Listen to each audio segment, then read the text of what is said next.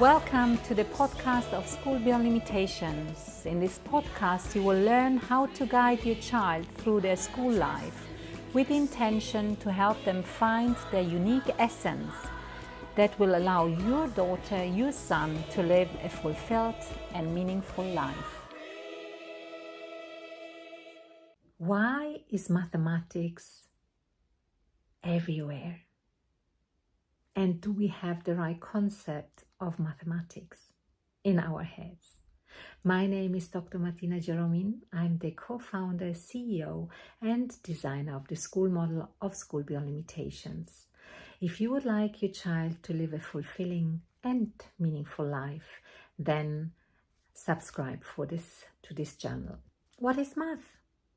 And which kind of understanding do we have about math? And how often do I come across, notions and comments? Math is difficult. Math is not for me.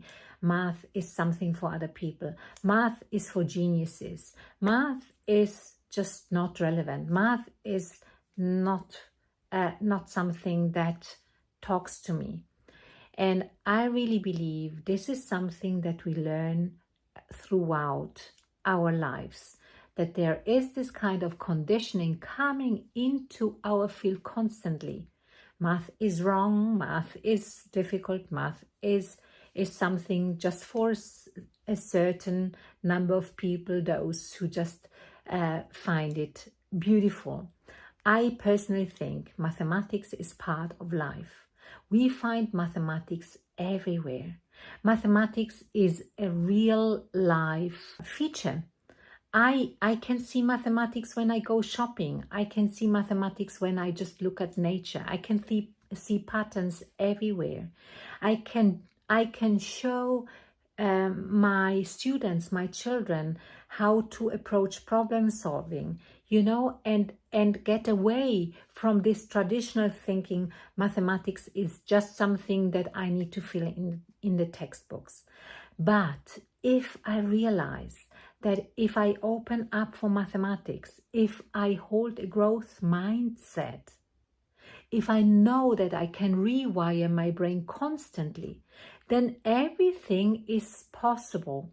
And then I would never ever say, as a parent, as a facilitator, as a teacher, mathematics is difficult. I would do anything so that my student loves mathematics, that my student sees and my child sees that mathematics makes sense. Maybe I may want to call it differently to start with, but the notion mathematics is difficult, of course, it gets more and more difficult and I need to get into it.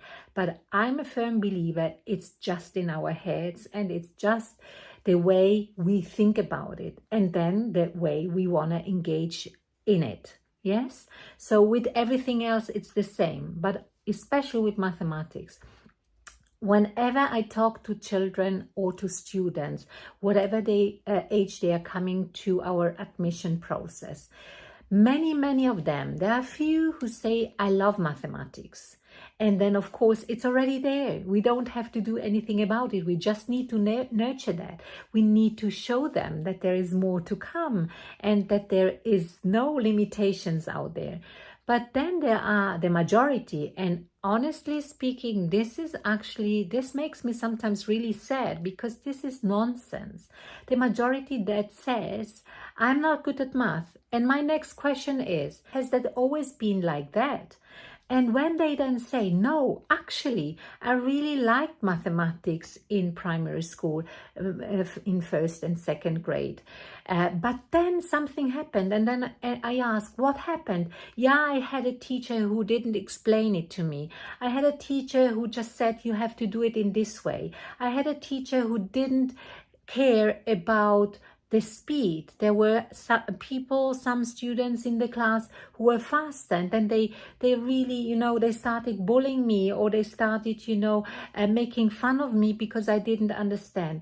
So this is something different. This is not, I'm not good at math. This is, I needed the calling for, I may want to find out by myself with other strategies. There are so many strategies that we can use to explain, the concept, or we can help them find those modalities in real life. I also believe we need to connect mathematics to real life. If we invite our children from very early on to count,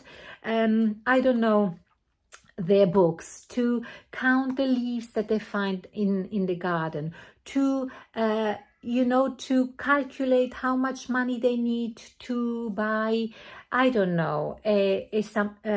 little something, an ice cream or whatsoever, then we open the space for math. If we invite them to look at the number plates of cars, if we invite them to add those numbers, and then they just train their brains, and they actually repeat, and there are patterns. We can learn timetables so fast. There are strategies that help us learn timetables very fast.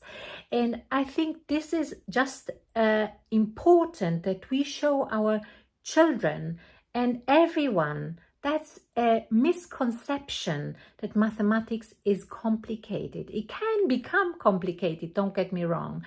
And I'm talking out of experience with people who underwent then, students who underwent, a mathematical journey at university and who are mathematicians then, who have become mathematicians.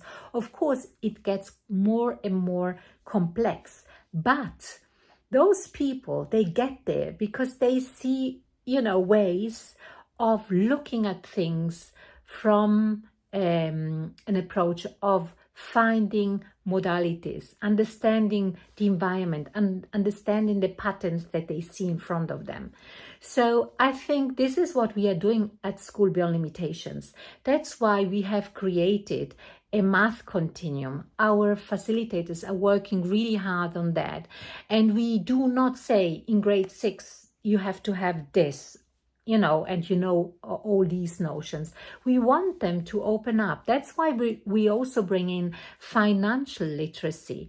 And so if you think this sounds kind of appealing to you, then maybe you may want to find out more about School Beyond Limitations, and you may want to get in touch with us. You will find the website in the description. At School Beyond Limitations, we support our students find their unique essence. Feel free to share the content of this podcast with other parents. We are here to show that your children can, indeed, bring their unique essence into life.